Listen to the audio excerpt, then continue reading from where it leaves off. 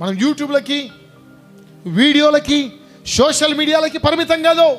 క్రీస్తు కొరకు దేనినైనా త్యాగము చేయడానికి, క్రీస్తు మన ఎడల చూపిన ప్రేమ వార్తని ఈ లోకములో ప్రకటించడానికి మనల్ని మనం సన్నద్ధము చేసుకోవలసిన వారమైనాం. దేవునికి స్తోత్రం చెప్పుదాం.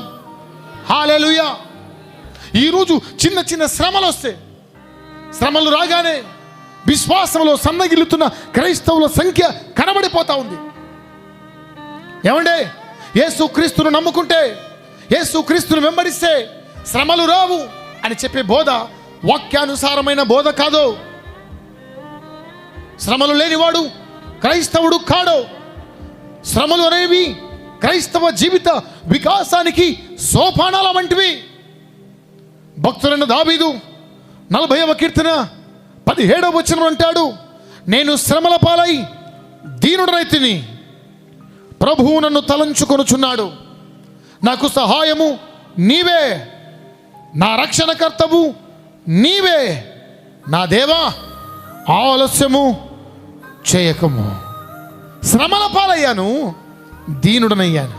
అమ్మా, ఈరోజు ఆ దీనత్వం మనలో కనబడడానికి దేవుడు వాడుకునే ఒక అద్భుతమైన క్రమశిక్షణ చర్య ఏంటో తెలుసా? శ్రమల పాలయ్యాం. శ్రమల పాలయ్యాం.